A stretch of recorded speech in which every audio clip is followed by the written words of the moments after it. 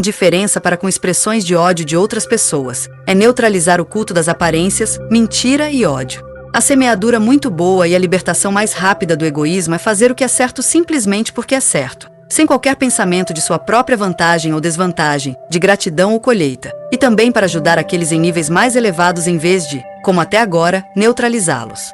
Cultivando sistematicamente os sentimentos de alegria, felicidade, sendo como raios de sol para as outras pessoas, aumentamos a felicidade no mundo e principalmente para aqueles que nos rodeiam. Nada pode iluminar tanto uma vida cinzenta e irritante quanto apenas a bondade. Ao pensar bem em todas as pessoas, por princípio e sem exceções, fortalecemos as melhores tendências de todos e tornamos a vida mais fácil para todos. Isso também faz com que nos tornemos invulneráveis e encontremos refúgio com todos. Apenas a palavra que é verdadeira, benevolente e útil é boa semeadura. Boa colheita. Boa colheita inclui o benefício de pertencer a uma nação civilizada.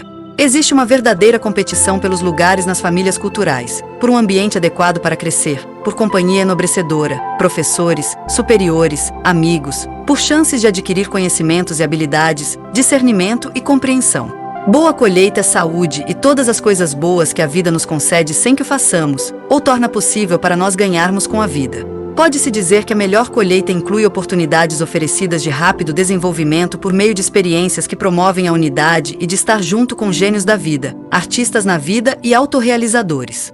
Sem uma boa colheita, nunca encontraremos a felicidade, por mais que a busquemos. Nós somos felizes na medida em que fizemos os outros felizes.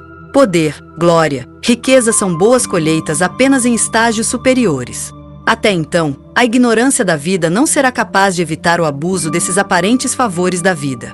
A má semeadura. O que é uma boa semeadura, nós compreendemos com bastante facilidade. Em contraste, a má semeadura pertence aos nossos hábitos enraizados, às noções errôneas e à falsa visão de vida do ilusionismo moral, à nossa própria cegueira na vida. Sem suspeitar, lançamos nossas sementeiras de ódio por nossas expressões de consciência, pensando que somos os mais excelentes. Essa idiotice parece incurável, que está no estágio da civilização. Os exemplos de nossos erros na vida citados abaixo podem, é claro, ser apenas alguns dos mais frequentes. O moralista estabelece um grande número de tabus, observa-os, e com isso, cumpre toda a retidão. Mas tão facilmente quanto isso ninguém evitará sua responsabilidade na vida. No atual estágio de desenvolvimento, no geral, não cometemos nada além de erros. A melhor forma de evitá-los é tentar alcançar patamares mais elevados com a maior compreensão da vida que eles proporcionam. Todos os erros quanto às leis da vida são má semeadura e má colheita. Interpretar as realidades da vida é uma tarefa difícil, devido ao conhecimento muito escasso da vida atual. Quanto maior a ignorância da vida, maior a pre-sunco. Os erros não podem ser classificados segundo as leis da vida, já que costumam cair sob várias delas simultaneamente. Um erro comum sob a lei da autorrealização é parar de trabalhar para o seu próprio desenvolvimento, imaginar que você entende tudo e está se aproximando da meta.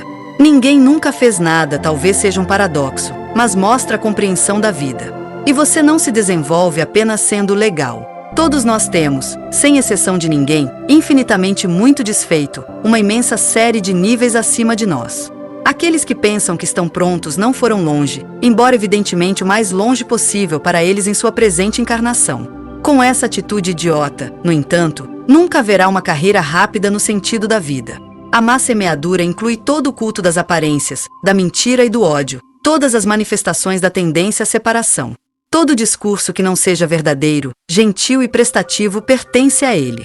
Este axioma esotérico da vida por si só silenciaria os moralistas se eles pudessem controlar seu ódio. A ela pertence o desprezo comum, sobretudo em períodos de igualdade democrática, por todos os que se encontram nos escalões superiores. Odiar aqueles que se colocaram sob a lei da unidade e estão sinceramente tentando servir à humanidade é um dos muitos erros graves na vida dos moralistas. Todas as exigências são hostis à vida, matam o senso de unidade, tornam os ideais repulsivos e despertam o desafio. O que não é gerado no amor é impróprio para a vida. Julgamento é tudo pelo qual procuramos excluir alguém de seu direito à unidade, à comunidade de todos e aos nossos corações. Ao julgar, o homem perde aquela unidade a qual de outra forma teria direito. Qualquer um que não há unidade de desejo o abandona por conta própria. Não cabe a nós cuidar para que a justiça seja feita na questão das leis da vida. Não pode haver paz na Terra até que as pessoas entendam isso. A desconfiança é um grande fator provocativo. Muitas pessoas formam por ela aquela realidade ilusória que confirma sua desconfiança ou produz o que elas preveem. A desconfiança envenena toda a comunidade, cresce e se dirige a mais e mais pessoas, destrói o que a confiança construiu. O abuso de conhecimento leva à perda de conhecimento por tais circunstâncias em encarnações futuras que não serão dadas chances de ativar a capacidade latente. Os Atlantes possuíam conhecimento. A Atlântida caiu. A humanidade perdeu sua herança intelectual e foi forçada a recomeçar acumulando experiências. Todos os tipos de abuso de poder são erros fatais quanto à lei da liberdade e à lei da unidade. Levará muito tempo até que novas oportunidades de abuso de poder estejam disponíveis novamente. E o período intermediário de impotência e injustiça é muito amargo. O suicídio é um erro grave na vida. Prolonga seus efeitos por várias encarnações, não resolver quaisquer problemas, que devem ser resolvidos, apenas os complica e os agrava ainda mais. A pior semeadura possível é infligir sofrimento a outros seres, vingar-se, fazer parte da providência punitiva. Aqueles que praticam o mal podem esperar uma boa colheita da má semeadura. O sofrimento que infligimos aos outros é devolvido a nós, independentemente de nosso motivo. Finalmente, a má semeadura inclui a maneira comum, errada e perversa de enfrentar a má colheita. A má semeadura, individual e coletiva, é o maior obstáculo ao desenvolvimento. Colheita ruim inclui a maioria das coisas na vida, tudo que não pode ser chamado de felicidade, tudo que nos atormenta e desagrada, não apenas o óbvio azar na vida. A lei da colheita é a lei do ajustamento individual, que considera o caráter, idiosincrasias, complexos e estados emocionais do indivíduo, com um efeito bem equilibrado. Na maioria das circunstâncias da vida, a compreensão da vida facilitada se você levar em conta o significado dos níveis em vários aspectos, e para evitar a absolutização, calcular com uma gradação, por exemplo, em uma base percentual. Quanto mais sua visão da vida for determinada por uma concepção mais profunda da existência como sendo absolutamente condicionada por lei e absolutamente desprovida de arbitrariedade divina, menor será o risco de visões errôneas. Nem tudo que o indivíduo encontra na vida é inevitável, nem tudo é previsto e predeterminado em detalhes. Nem toda colheita ruim precisa ser manifestada dessa forma, nem sempre o erro de julgamento é inevitável para nós. Mas a lei da colheita atua em tudo e utiliza todas as possibilidades e oportunidades que surgem. Quanto mais alto o nível alcançado pelo indivíduo, maiores são suas possibilidades de modificar os efeitos da lei da colheita nos casos particulares. No entanto, toda semeadura deve ser colhida mais cedo ou mais tarde. O golpe que desferimos em outro, em algum momento, nos atingirá com exatamente o mesmo efeito. A má colheita inclui uma raça, nação, classe, família, professores, superiores, amigos, companhia, etc. que rebaixam o nível do indivíduo. Inclui todos os tipos de sofrimentos, defeitos, tristezas, decepções, adversidades, obstáculos, perdas, etc. ad infinitum. Inclui oportunidades perdidas de adquirir conhecimento, percepção, compreensão, qualidades, habilidades, etc. A má colheita no estágio da civilização geralmente inclui poder, riqueza, glória, etc. O sucesso brilhante na vida geralmente corrompe o favorito da sorte. A ignorância da vida, a presunção ou autoimportância imaginam muitas coisas idiotas sobre o insight infalível e a compreensão de sua própria capacidade, e abusa das oportunidades oferecidas por uma semeadura fatalmente ruim. Infortúnios e sofrimentos na fase da cultura são sempre calculados para serem suportados e não para quebrar o indivíduo. Podem ser provas que, se aprovadas, significam uma boa semeadura a mais, ou um salto gigantesco para cima. Frequentemente, destinam-se a desenvolver qualidades desejáveis. A cegueira evidente na vida, em algum aspecto, é uma má colheita no estágio da cultura, assim como todas as faltas. As falhas, no entanto, dependem das qualidades que faltam. O desenvolvimento da consciência no reino humano poderia continuar em um ritmo cada vez maior. O fato de que para a maioria das pessoas leva muito mais tempo do que o necessário deve-se à sua má semeadura, não tanto por malícia definida, mas por moralismo, omissão e indiferença. Leva muito tempo até que toda má semeadura seja colhida. Semeadura e colheita coletiva. A vida é miséria. E assim é porque nós mesmos transformamos os mundos físico e emocional em infernos e continuamos semeando o ódio e as mentiras da vida. A vida física é a mais difícil. Doença, deficiência, fome e sede, frio e calor, existem apenas no mundo físico. O mundo emocional é o mundo dos desejos, sentimentos e imaginação, intensificado 1000 vezes. Nele, o ódio e as horríveis ficções da imaginação se espalham sem limites. Mas quem confia na soberania de sua própria vontade permanece inacessível e invulnerável e não precisa sofrer. O sofrimento inevitável pertence ao mundo físico. Ambos os mundos permanecerão infernos, no entanto, até que a humanidade restaure tudo ao que deveria ser e os transforme em moradas de felicidade para todos. Permaneceremos infelizes neste planeta de sofrimento até que tenhamos realizado esse trabalho, transformando os mundos de ódio em mundos de amor, os mundos de divisão em mundos de unidade, os mundos de mentira em mundos de verdade. O sofrimento não diminuirá até que a atitude dos homens em relação à vida seja radicalmente mudada. Os homens fizeram e ainda fazem tudo o que podem para permitir que a terrível necessidade da humanidade continue. Circunscrevem a liberdade, estragam a alegria, estragam a felicidade dos outros. Eles espalham diariamente sua pestilência de ódio, infectando tudo. Els atripleham, difficultum, neutralizam, oprimem, lancam suspidas, caluniam, feram, vingam, etc. ad infinitum. Uma cegueira incrível. E então eles acusam a vida do resultado de toda estupidez, iniquidades e ultrajes da ignorância e egoísmo humanos. O mais simples poder de julgamento deveria, apesar da idiotice prevalecente, finalmente ser despertado para ver e compreender. O pecado original coletivo é grande.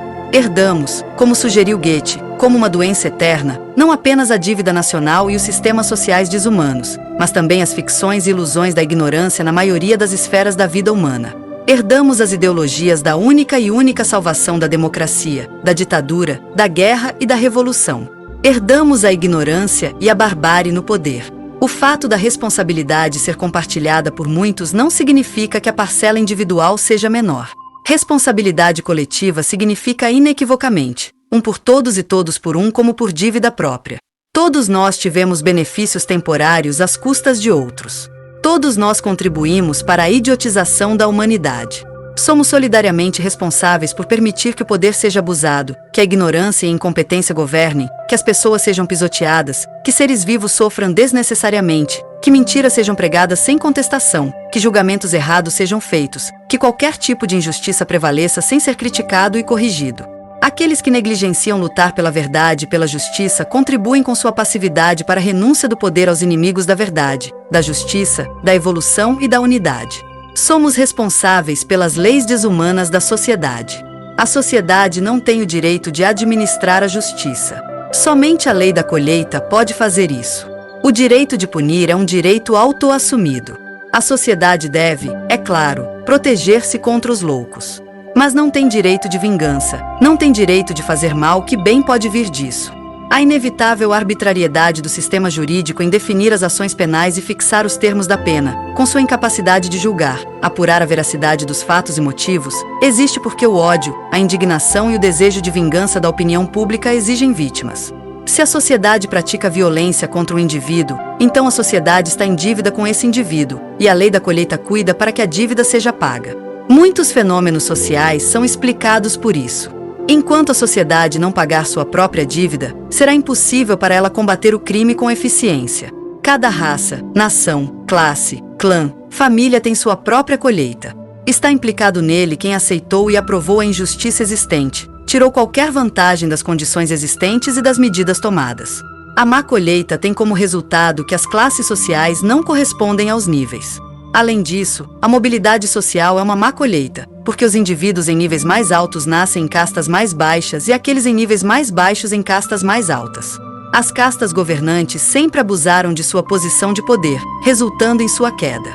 Finalmente, o estrato mais baixo da sociedade chega ao poder. Sua incompetência e barbárie prevalecem até que a má semeadura das outras castas seja colhida. Os fatores da colheita. O homem é o self na personalidade que se esforça para se tornar um primeiro self, depois um segundo self, etc. O self não é mais avançado do que sua autoconsciência em sua personalidade. Quando o self adquiriu consciência causal, é um primeiro self. O self na personalidade semeia e o self na personalidade colhe. O self não sabe nada sobre suas personalidades anteriores, porque sua memória tornou-se latente. Quando a atividade do self cessa, sua continuidade de consciência é perdida e sua memória torna-se latente.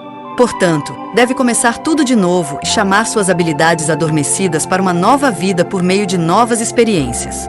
Quando o Self tiver adquirido consciência causal e puder estudar suas existências anteriores, ele se lembrará de tudo. A desvantagem do véu lançado sobre o passado é compensada 1000 vezes por suas vantagens. Essa visão é mais do que o indivíduo normal suportaria. O conhecimento do que falta colher paralisaria sem trazer o menor benefício, apenas complicaria as coisas. Tudo parecerá diferente para o Self quando for um ser causal. A liberdade do Self é determinada pelo insight, compreensão e habilidade da personalidade com as limitações gerais de acordo com a lei do destino e as temporárias de acordo com a lei da colheita. Os fatores mais importantes da colheita são os invólucros da personalidade, a influência, as vibrações, o elemental da colheita e o mundo circundante. Todos os invólucros da personalidade são fatores de colheita. Sua capacidade de vibração adquirida, capacidade de recepção e emissão, pode ser limitada em qualquer grau e em qualquer aspecto pela lei da colheita. O organismo, cérebro, sistema nervoso, com sua saúde ou doença, é uma herança fisiológica de ancestrais físicos. Você tem a constituição, predisposições, etc. dos pais que você deve ter de acordo com a lei da colheita. O invólucro etérico é o invólucro vibratório físico. Via de regra, é o invólucro mais importante em relação à colheita. Depende de sua qualidade quais vibrações emocionais e mentais, possivelmente causais, atingirão o cérebro, nervos, bem como se as predisposições e habilidades do Self serão capazes de encontrar expressão. A compreensão pode estar presente, mas a possibilidade de usar o talento pode estar ausente. A capacidade dos invólucros emocionais e mentais pode ser limitada pelo apego aos seus centros de moléculas preparadas, skandhas, que cortam qualquer faixa vibracional e reforçam outras. Eles agem em conexão com o elemental da colheita de tal maneira que o destino previsto da vida é cumprido. Defeitos podem existir em todos os invólucros. A ausência de espírito pode depender de um defeito em qualquer um dos invólucros da personalidade. Se o defeito for mental, então também a vida no mundo mental é desprovida de razão, e toda encarnação é totalmente desperdiçada, portanto, apenas uma encarnação de colheita. As vibrações são de fundamental importância para o indivíduo. As vibrações são do tipo cósmica, interestelar, solar sistêmica, interplanetária e telúrica, e as emitidas por outros seres. A lei da colheita determina os tipos de vibrações que devem, fortalecidas ou enfraquecidas ou não, influenciar o indivíduo, assim como elas o influenciarão. No éon emocional, as vibrações emocionais são as mais fortes. Qualquer um que refinou seus invólucros de modo que não possam ser alcançados pelas vibrações nos tipos inferiores de matéria, ao fazê-lo, limitou os recursos da lei da colheita. O elemental da colheita é um ser emocional mental, que é formado de acordo com a lei da colheita. Presa à aura, ela acompanha o homem ao longo de sua vida, cuidando para que seja colhida a parte de sua semeadura que se pretende colher. Descarrega-se com precisão infalível, se necessário, com força irresistível, quando as oportunidades existem. Pode fazer com que o indivíduo diga e faça coisas que não deseja. Afeta-o com faltas que de outra forma seriam impossíveis. Pode fortalecer seus complexos para atingir qualquer intensidade afetiva. Suas vibrações podem influenciar outros seres para vantagem ou desvantagem do indivíduo. Também pode ser considerado como um centro vibracional dos tipos de vibrações determinados. Claro que pode, quando necessário, servir de espírito guardião em circunstâncias da vida que não sejam de má colheita, ou pedir ajuda central de socorro. O indivíduo pode, assim, poupar-se de tais esforços vãos. Tudo está tão bem organizado que ele não pode sugerir nenhuma melhoria. O mundo envolvente inclui todos os seres com os quais o indivíduo entra em contato ou dos quais pode tornar-se dependente, também diretamente. Seu meio com suas influências benéficas ou restritivas, todas as circunstâncias e relações da vida, tudo que o indivíduo encontra.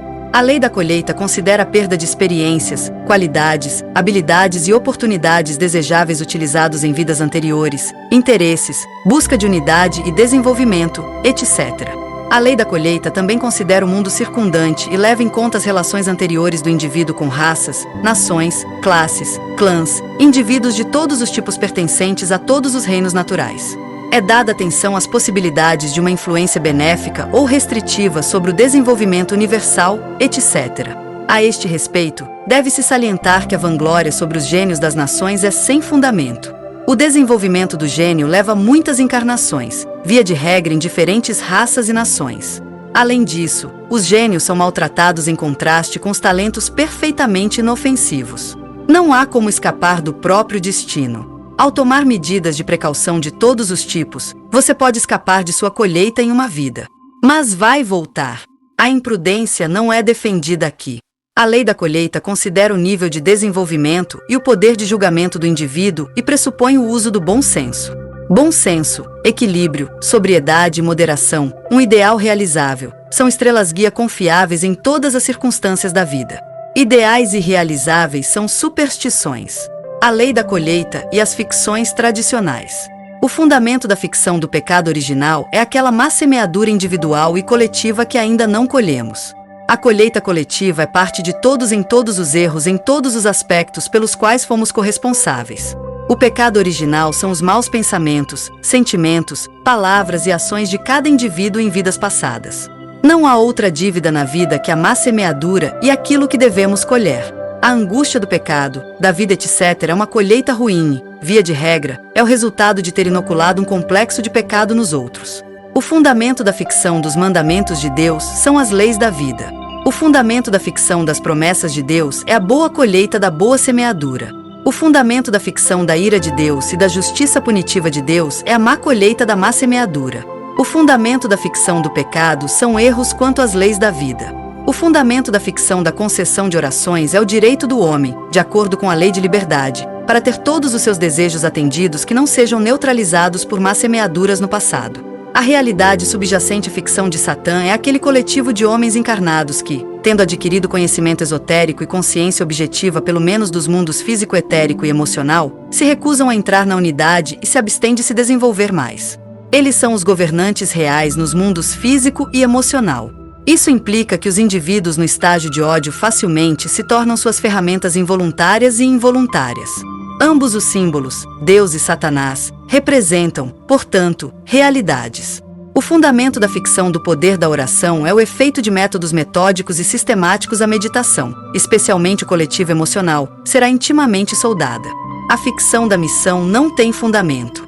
Dar conhecimento a sérios buscadores da verdade é uma boa semeadura. É, no entanto, insensato cometer aquele erro descrito, ilustrativa e incisivamente, como jogar pérolas. Não é sabedoria de vida dar conhecimento a quem não está em condições de ver e entender.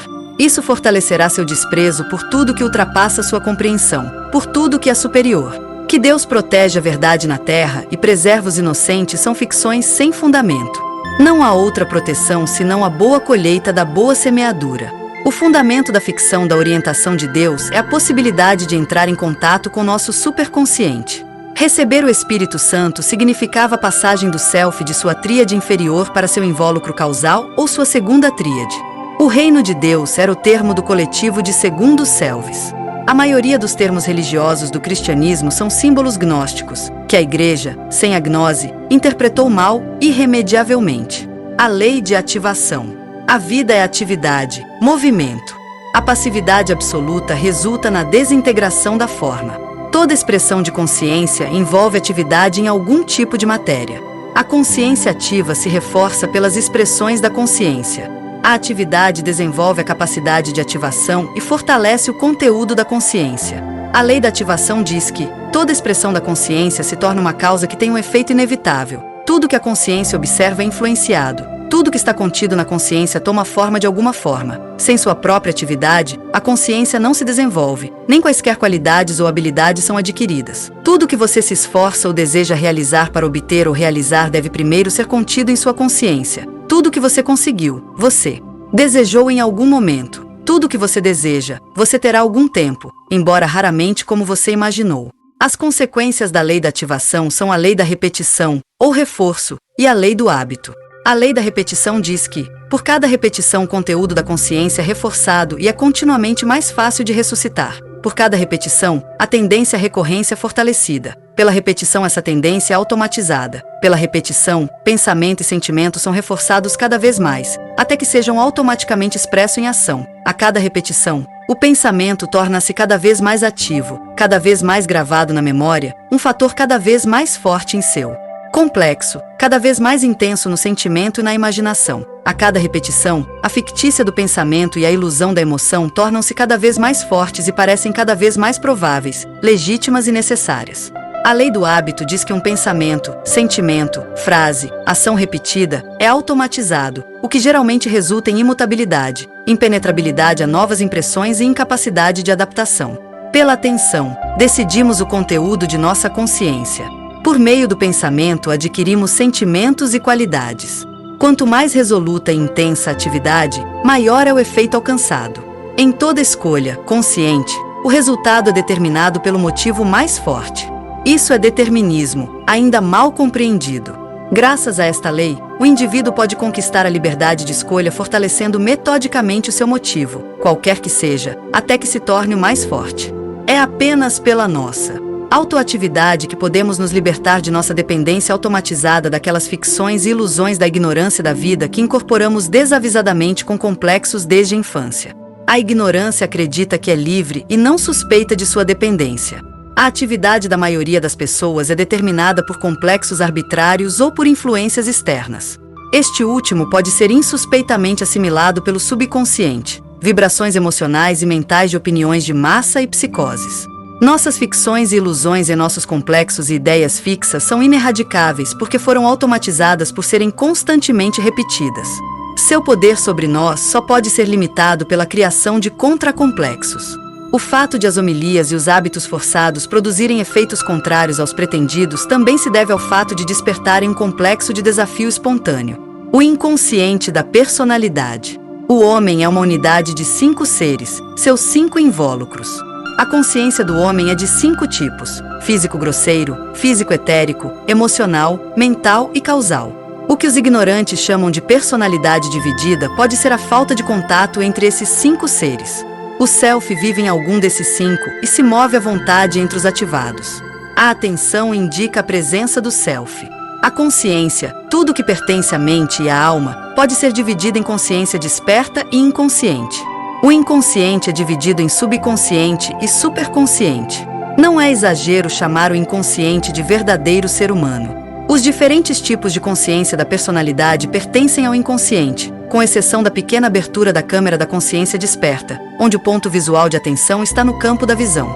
A consciência desperta é uma fração extremamente pequena da consciência total do indivíduo normal. No que diz respeito à vibração, pode-se dizer que tudo consiste em vibrações. O homem é como se estivesse imerso em um oceano de vibrações físicas, emocionais, mentais e causais dos 5 mundos do homem, cujas vibrações permeiam seus 5 invólucros a cada momento. Nem mesmo um quatrilionésimo deles é apreendido pela consciência desperta. Os invólucros do indivíduo podem ser comparados às estações receptoras e transmissoras. Sua capacidade depende de sua capacidade de atividade e seletividade. O subconsciente inclui todas as impressões que passaram pela consciência desperta, a fusão dessas impressões em complexos e a elaboração pelos próprios complexos de novas impressões da consciência desperta e de vibrações diretas de fora. O superconsciente inclui todas as experiências que o indivíduo adquiriu, teve e desenvolveu em existências anteriores, bem como a apreensão e elaboração pela própria consciência causal, quando ativada.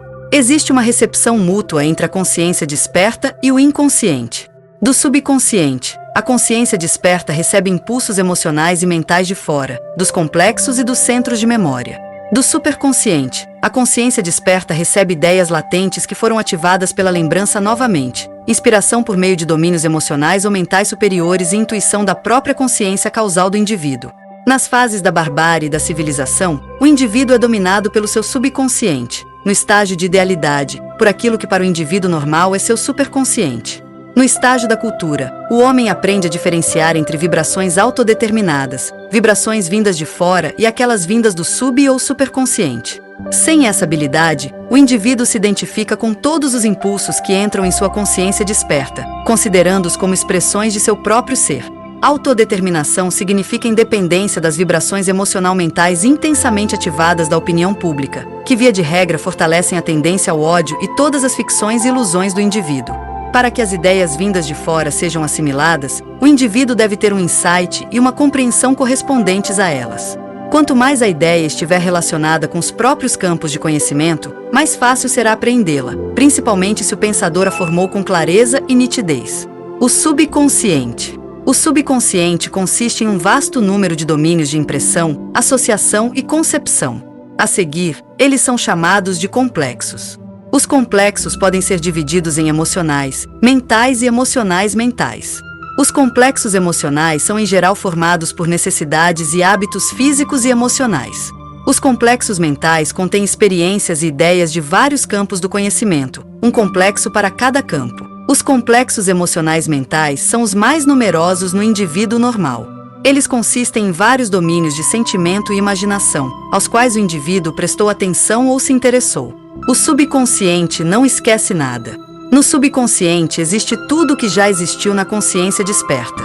De longe, a maior parte disso o homem esqueceu de não se lembrar mais. Muitas vezes ele nem mesmo aprendeu claramente. Todas as impressões que recebeu, todas as ficções e ilusões, crenças, conjecturas, dogmas, superstições, com as quais se alimentou desde a infância, tudo que acredita já descartou e neutralizou há muito tempo. Tudo leva sua própria vida sob o manto do inconsciente e com uma força insuspeitada. Se esse poder será mais vantajoso do que desvantajoso, depende do caráter das impressões, beneficiando ou restringindo a vida, na intensidade das impressões e na plasticidade do subconsciente e na natureza dos contrapoderes que estão à disposição do indivíduo. As impressões fluem através da consciência desperta, são absorvidas pelos complexos, que trabalham constantemente. Os complexos funcionam mecanicamente, não criticamente. Eles trabalham sobre o que recebem. Os resultados de seu trabalho serão perfeitos apenas se forem fornecidos com nada além de fatos e axiomas. Os complexos crescem, são fortalecidos e vitalizados através de novas impressões, através da atenção da consciência desperta aos impulsos dos complexos. A concepção de ideias pode ocorrer de forma rápida ou lenta. Se as impressões forem claras, conectadas, apropriadas, então o trabalho dos complexos será correspondentemente eficiente. As impressões são trabalhadas em combinações continuamente formadas e dissolvidas, até que uma nova ideia seja cristalizada, a qual, pelo poder de seu conteúdo concentrado, libera impulsos na consciência desperta. Se o material necessário para a solução do problema for fornecido ao complexo, o problema estará resolvido. No estágio da civilização, o conteúdo da maioria dos complexos é feito de ficções irrealistas e de ilusões hostis à vida e de tendência repulsiva. Pertencentes às mesmas faixas vibratórias da opinião pública, eles servem como bons receptores das vibrações de massa pertinentes e tornam a autodeterminação incipiente do self mais difícil ou impossível. A autoatividade fortemente desenvolvida é necessária para tornar-se independente dessas ficções e ilusões inoculadas. Não basta perceber a falsidade das ficções e a inutilidade das ilusões adquirindo conhecimento da realidade e da vida. Para que as novas ideias sejam decisivas na consciência desperta, elas devem ser tecidas em novos complexos, sendo constantemente atendidas, até que esses complexos ultrapassem os antigos em força. Os complexos governam inconsciente e instintivamente. Os impulsos vindos do subconsciente para o consciente desperto são automáticos e irresistíveis. O poder do subconsciente pode ser temporariamente neutralizado por algum tipo de psicose. Quando a calma voltou, porém, os complexos retomam sua autoridade. Todas as faltas e falhas, bem como preconceitos, aversões, ideias fixas, medo, consciência culpada, ansiedade, etc. são encontrados em complexos inadequados. Somente o mais fatal dos complexos morais será discutido abaixo. Se eles não estiverem sendo combatidos por contracomplexos eficientes, com certeza se tornarão o outro homem em nós, uma fonte de ansiedade, agonia, neurose, desespero. Os complexos conexos de superstição moral, que envenenam a vida, são as ilusões do pecado, da culpa e da vergonha. Eles são os traidores da nossa felicidade. A consciência é chamada de a voz de Deus no homem. Mas a consciência é um complexo. É a reação mecânica, automática, lógica do subconsciente a tudo que se opõe a proibições inoculadas ou regras de conduta aceitas. O mesmo modo de reação pode ser visto nos animais superiores, por exemplo, cães e gatos, etc. para a vida. O medo é outro complexo fatal. O único mal que pode nos acontecer na vida é a nossa própria ação, uma má semeadura em uma existência anterior. E essa semeadura deve ser colhida, quanto mais cedo melhor. Aprender a suportar heroicamente o inevitável faz parte da arte de viver. Assim, nunca há razão para medo. Mas o medo como um complexo destrói a autoconfiança, enfraquece a vitalidade, paralisa a força de vontade, cega o julgamento. Os impulsos do medo são os piores, os mais nocivos e irracionais de todos. O medo torna o indivíduo indefeso e impotente. O medo fortalece seu próprio complexo em agonia antes da vida. O medo é combatido pela nobre indiferença, nunca prestando atenção ao contracomplexo da autoconfiança. O complexo de vergonha, que uma educação sem sentido inocula na mente da criança para impor a obediência da maneira mais conveniente, muitas vezes se torna uma séria desvantagem na vida. Em mentes sensíveis, esse complexo pode resultar em timidez, ansiedade, hesitação, medo das pessoas. Aumenta a dependência dos outros, estabelece a base do medo das opiniões alheias e pode degenerar em culto às aparências, à insinceridade e à hipocrisia, com bajulação para todos os que estão em posições dominantes. Pode levar anos de trabalho metódico para neutralizar esse complexo de forma eficaz. Nesta situação, você deve deixar claro para si mesmo que não importa o que você faça, o olhar aguçado do ódio sempre encontrará falhas e faltas, e, portanto, motivos para condenação. Muitas pessoas sábias do mundo compram a benevolência dos egoístas, que cessará, entretanto, quando seus recursos acabarem. O superconsciente. O Self seguiu a gênese da terceira e segunda tríades com consciência subjetiva levemente desenvolvida sem autoconsciência. Essas duas tríades permanecem em geral inativas até que o Self tenha adquirido uma autoconsciência objetiva e possa apoderar-se delas definitivamente. A autoconsciência objetiva do Self não vai além de sua capacidade de atividade nos respectivos tipos moleculares.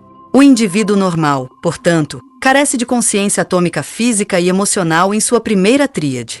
No estágio da civilização, tanto as camadas moleculares emocionais quanto as mentais fazem parte do superconsciente do Self. À medida que são ativados, também a consciência causal é influenciada.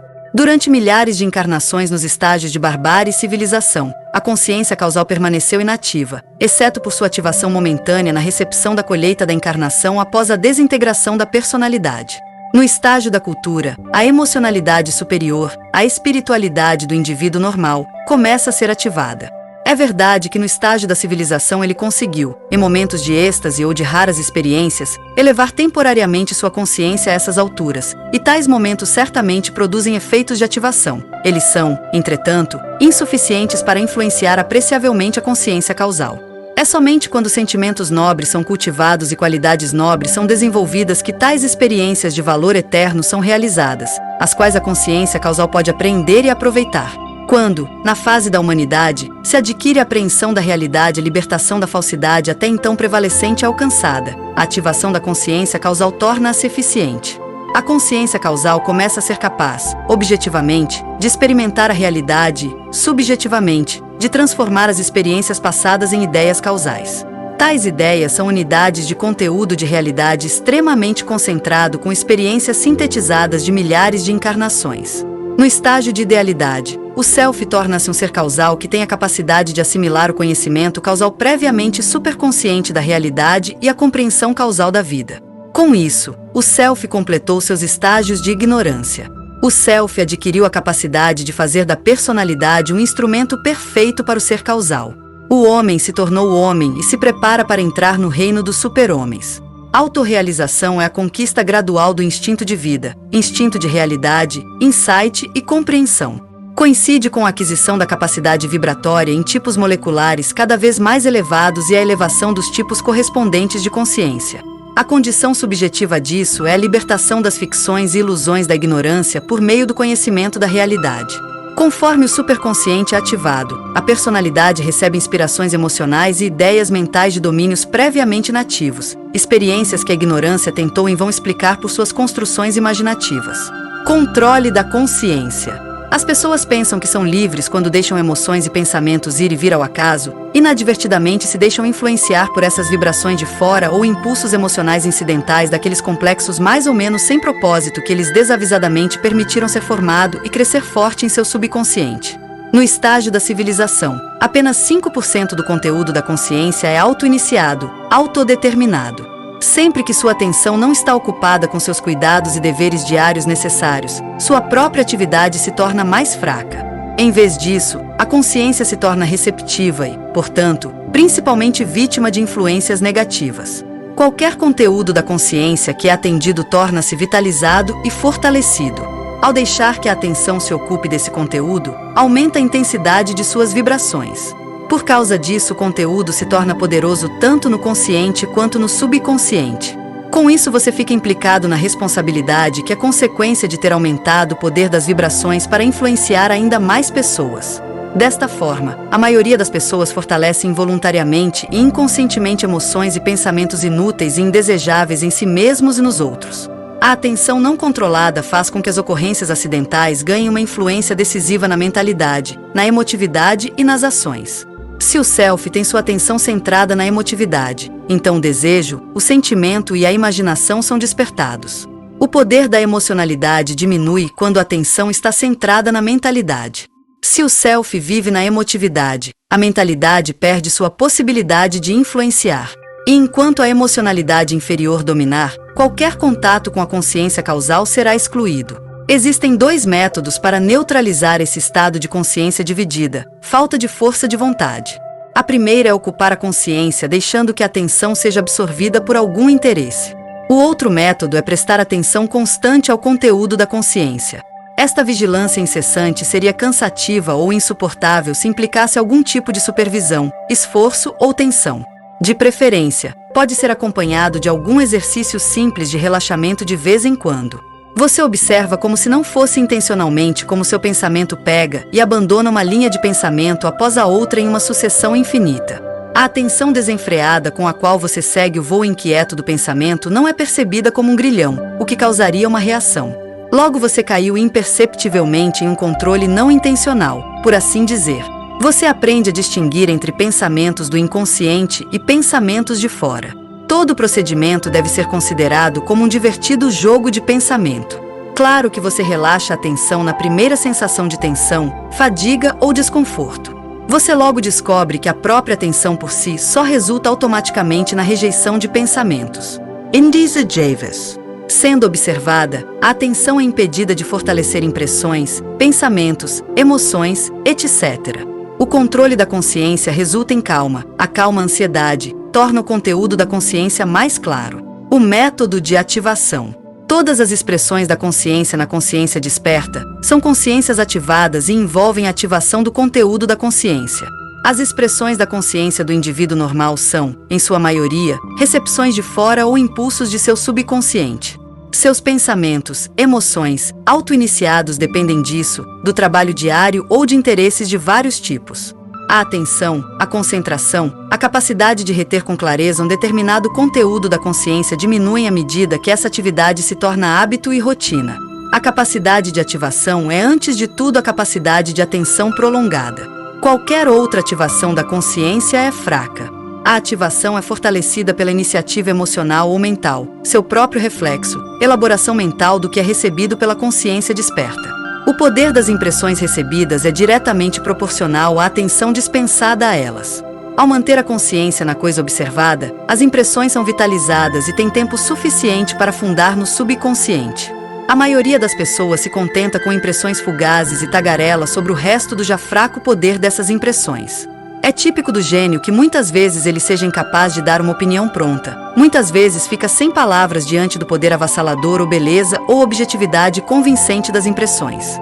O gênio precisa de tempo para permitir que a coisa vivida atue em seu inconsciente, e sua crítica é a capacidade de esquecer o que deveria ser esquecido, não de gravá-lo em sua memória. A expressão da consciência mergulha no subconsciente, entra e vitaliza os complexos, que mais cedo ou mais tarde alimentam a consciência desperta com tudo que eles foram feitos para receber. São os complexos que nos governam, inconscientemente, instintivamente, automaticamente.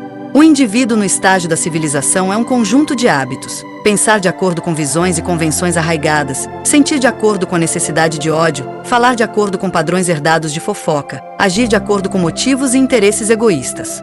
A maior parte do que fornecemos ao subconsciente é inútil na vida, para não dizer hostil à vida.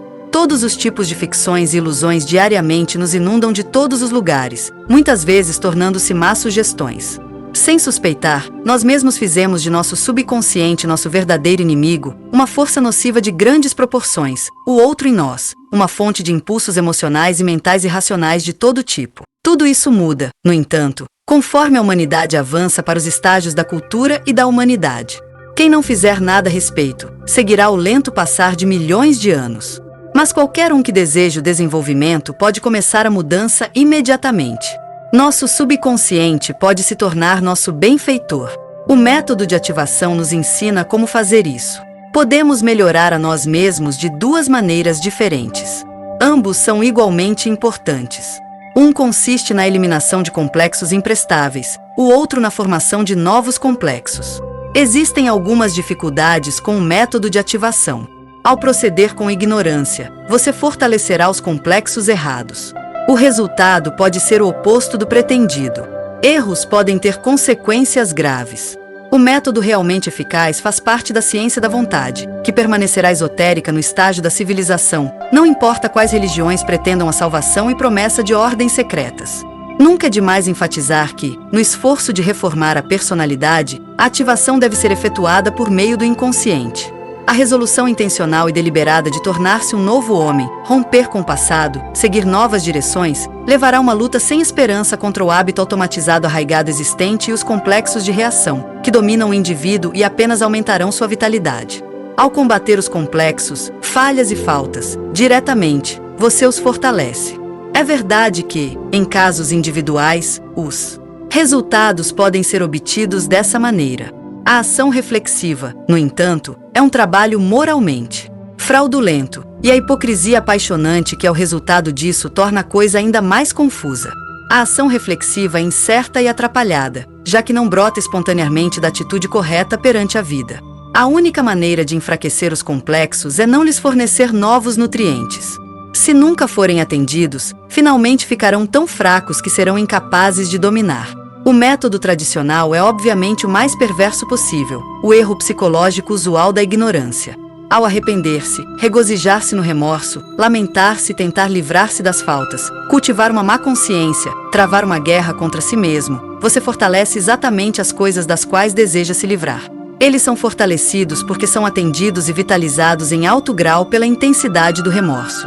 A única maneira de reduzir o poder dos complexos é recusar-se a prestar qualquer atenção às emoções e pensamentos pertencentes aos complexos.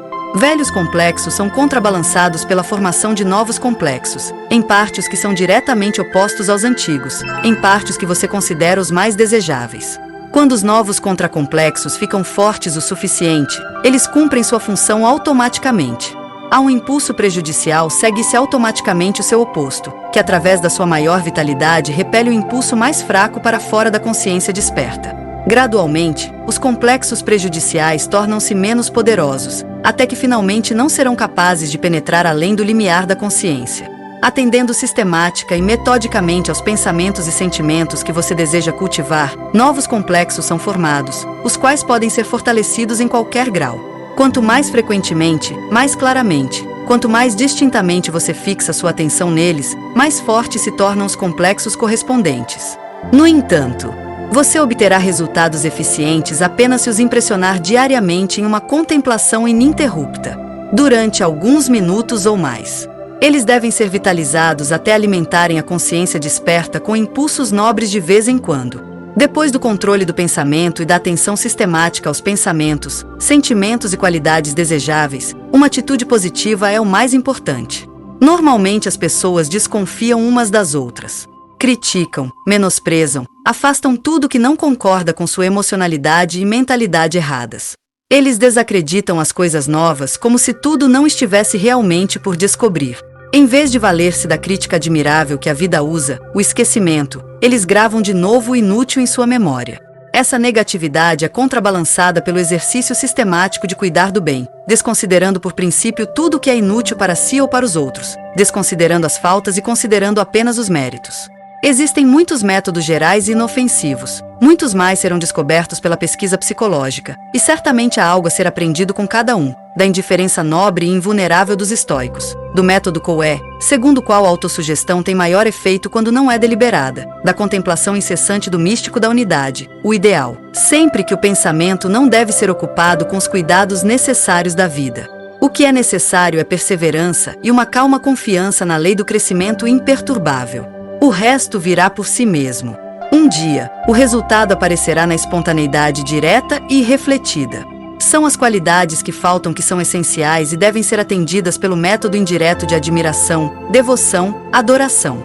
Analisando-se e ocupando-se com ridículas imperfeições, os moralistas intensificam o egocentrismo e desperdiçam seu tempo e energia em falhas e falhas não essenciais, que desaparecem por si mesmas depois de terem cumprido seu propósito e finalmente colhidos. Um bom método para manter a atenção longe de impressões inúteis é cultivar interesses, hobbies de vários tipos. Cada um escolhe de acordo com seus gostos e aptidões. Um hobby que treina particularmente os poderes de observação e concentração, bem como a imaginação, é a visualização. Consiste em observar atentamente todos os detalhes de algum objeto, uma imagem, etc., tentando então trazer de volta à mente o objeto observado tão graficamente quanto possível. Somos nós, e não outras pessoas, que nos tornamos felizes ou infelizes. É verdade que as circunstâncias podem tornar a felicidade imensamente mais fácil ou mais difícil de alcançar. Mas no final tudo depende de nós. As ilusões convenientes da imaginação são importantes para o nosso desenvolvimento. O fator de ativação mais poderoso é a imaginação. Por meio dela, você pode fortalecer ou enfraquecer quaisquer sentimentos, pensamentos, qualidades que desejar. A imaginação é nossa melhor amiga e pior inimiga. A imaginação transforma a vida no céu ao embelezá-la, e a mesma situação no inferno ao escurecer a vida. Se permitirmos que a imaginação se ocupe com tudo que causa sofrimento, logo pereceremos. Se você olhar para as dificuldades como coisas que logo passarão, elas serão incomparavelmente mais fáceis de suportar. A imaginação pode representar vividamente qualidades desejáveis. Ao idealizar, você é atraído pelos ideais mais rapidamente. Todo ideal é um poder evolutivo. Esmagar irrefletidamente os ideais do outro é privá-lo de algo que talvez seja insubstituível. É irrelevante se o modelo corresponde ao ideal. É o próprio trabalho da imaginação que enobrece, mas também possivelmente destrói e brutaliza. Se você tiver uma virada dramática, poderá elaborar um tipo ideal, a quem atribuirá as qualidades que deseja adquirir. Esse personagem ideal é colocado em todas as situações concebíveis, de modo que o herói tenha oportunidades de exibir suas habilidades, nas quais você se deixa encher de admiração, devoção, adoração. Haverá autores para dar à humanidade obras-primas desse tipo, que serão contadas entre os verdadeiros livros devocionais. As tentativas louváveis, embora em geral infrutíferas, feitas por Carlyle e Emerson para reabilitar seus heróis, mostram a desvantagem de usar personagens históricos, que já foram maculados pelas biografias moralistas. O superconsciente é ativado por meio de sentimentos nobres e incontáveis pequenos atos de bondade e serviços da vida cotidiana. Também é ativado por ser constantemente atendido. Não é nada fácil para o desacostumado aprender a distinguir entre os 3 diferentes tipos principais de expressões da vida do inconsciente. Somente com treinamento e compreensão aguçada você pode identificar os impulsos do subconsciente, as sugestões telepáticas externas da opinião pública e as inspirações do superconsciente. Nisso, o mais importante é evitar ficar totalmente dependente da inspiração. Esperar por ela degenera facilmente na passividade do quietismo, em uma falta geral de empreendimento e na aceitação sem discernimento de todas as fantasias como se viessem de cima. Sua própria iniciativa e atividade devem sempre permanecer como principal, e a discriminação autodeterminada de sua própria experiência deve ser decisiva. Os erros são inevitáveis se fizerem parte da má colheita. Além disso, muitas vezes visam desenvolver o poder de discriminação. A passividade não ativa o inconsciente, mas torna o indivíduo inativo ou escravo das vibrações externas. A atividade de grupo. Através de seu invólucro causal, o homem é uma unidade isolada de outros seres, um ser individual cujo propósito é não apenas cristalizar o caráter individual, mas também desenvolver a individualidade em universalidade em perfeita harmonia com as leis da vida, que ele mesmo descobrirá. A vida no mundo causal não é uma vida isolada. O ser causal faz parte de um grupo de indivíduos que têm tarefas futuras comuns. Nas épocas de unidade, esses indivíduos encarnam juntos nos mesmos clãs e famílias para cultivar sua solidariedade também na existência física. Nas épocas de discórdia, com sua mestiçagem e mobilidade social, isso não teria sentido. O sentido de solidariedade, então, falta mesmo dentro da família. A necessidade individual de um grupo permanece, entretanto, e no estágio da cultura encontra expressão em associações idealistas a serviço da liberdade, da unidade e da evolução, incluindo a pesquisa. As associações por interesses egoístas promovem a tendência à divisão. Em tal grupo idealista, todos abandonam o tolo capuz de sua autoimportância e todos se unem em completa harmonia e confiança mútua, respeitando a total soberania de cada um em tudo além da única coisa essencial. Nessas condições, a atividade grupal torna-se a harmonia coletiva, plenamente vibrante, o poder incomparavelmente mais poderoso de que o indivíduo é capaz. Esse poder, sabiamente dirigido com conhecimento e propósito, É capaz de muito que a ignorância não supõe. Também beneficia os próprios integrantes do grupo, fortalecendo seus complexos bons e ativando seu superconsciente. O texto acima constitui o ensaio Visão Esotérica da Vida. O ensaio é a terceira seção do livro A Pedra Filosofal de Henri T. Lawrence. O texto é uma tradução do sueco por Lars Adelskög. A tradução original, feita em 1985, foi revisado por Lars Adelskög em 2016. O presente texto é o revisado. Copyright 1985 e 2016 da Henry T. Lawrence Publishing Foundation. Todos os direitos reservados. Últimas correções inseridas em 25 de março de 2020.